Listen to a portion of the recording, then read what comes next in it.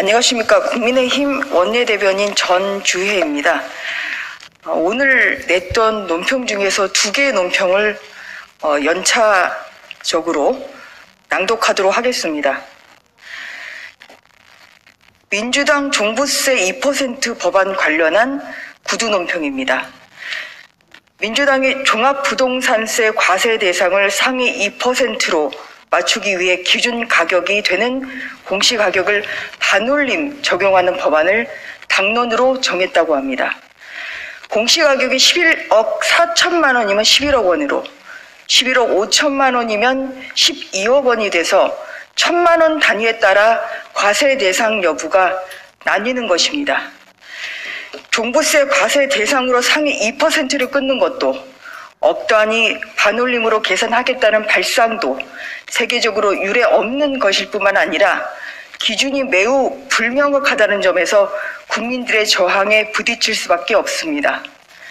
과세 대상을 4.4.5입으로 확정하는 것은 조세 예측 가능성과 법률의 명확성에 명백히 반하는 것이고 코미디 같은 발상입니다.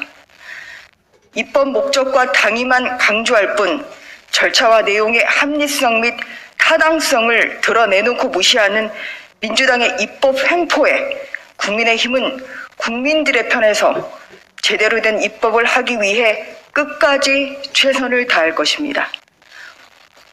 2번째 논평하겠습니다. 언론 중재인가 언론 장악인가? 더불어민주당이 이번에는 언론 장악을 위해 입법 횡포를 부리고 있습니다. 지난 6일 민주당은 야당과 사전 협의도 없이 일방적으로 문화체육관광위원회 법안 소위의 언론중재법 개정안을 기습 상정했습니다.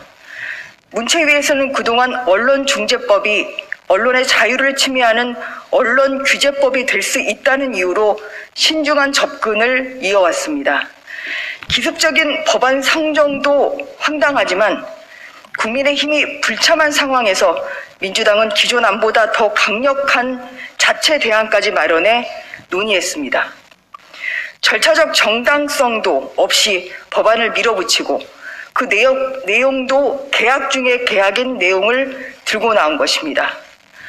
법안은 언론의 고의 또는 중대 과실에 의한 허위 보도에 대해서 징벌적 손해배상 제도를 도입하며 손해배상 규모를 기존 법안에 있던 3배 수준에서 5배까지 최대로 확대했고 심지어 고의와 준과실을 추정한다는 입증 전환 내용도 담고 있습니다.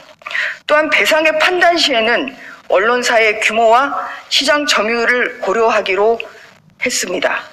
언론의 정정 보도를 신문 일면과 방송 첫 화면 그리고 인터넷 홈페이지 초기 화면 등에 싣도록 하는 강제 내용도 있습니다.